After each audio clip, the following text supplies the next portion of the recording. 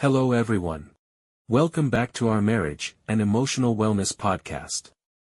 Thank you for taking a moment to pause your busy day, to sit down, breathe, and listen to a topic that touches so many women around the world.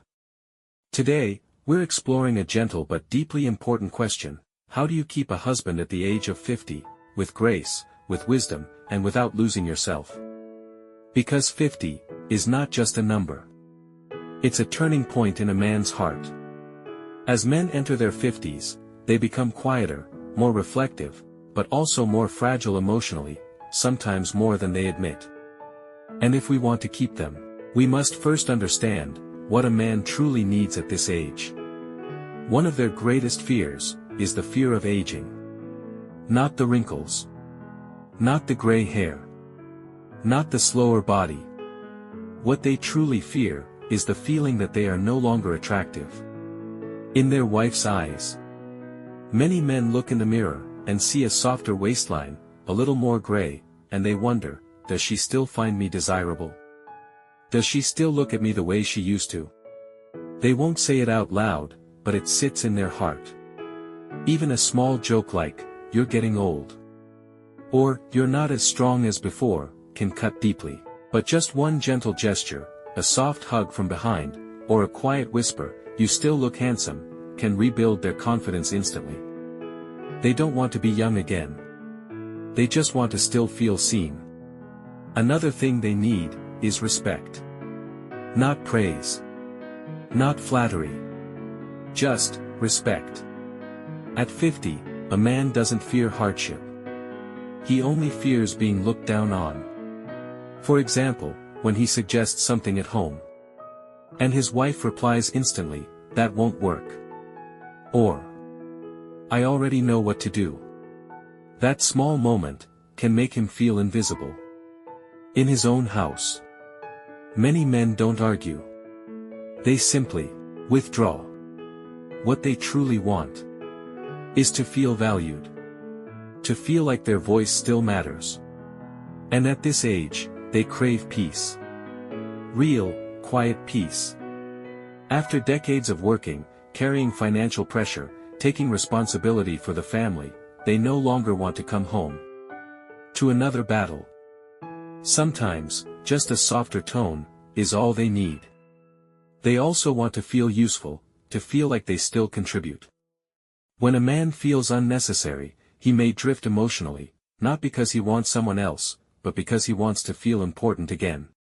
Even a simple question like, "What do you think we should do?" can give him that sense of purpose. And when we understand these things, we can talk about how to keep a husband at 50.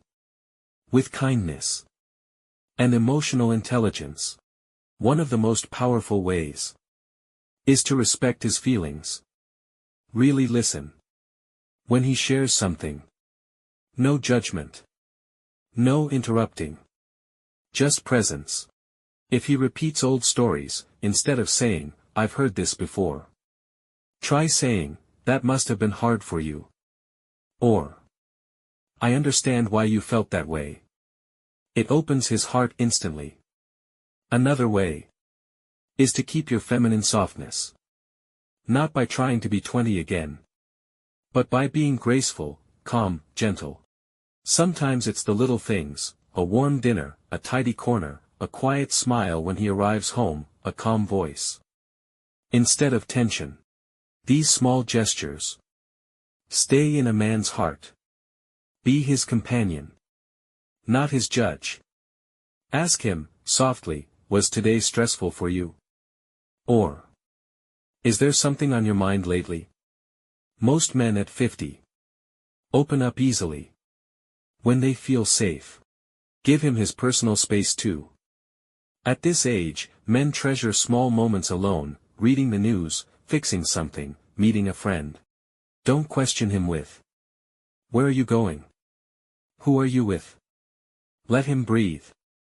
Freedom makes him return even closer to you. And remember, love at this age doesn't need grand gestures. Sometimes it's just a text saying, "Drive home safely." A movie night together. A quiet weekend getaway. Small things. Done consistently. Keep a man's heart warm. When a woman knows how to observe, how to speak gently, how to soften her presence, a man will always want to come home. Because after half a lifetime of storms and responsibilities, what he seeks is not excitement, but a place where he truly belongs. Thank you for listening to today's episode of the Marriage and Emotional Wellness Podcast. If this touched your heart, share it with another woman who might need these words. I wish you peace, connection, and a love that lasts gently through the years.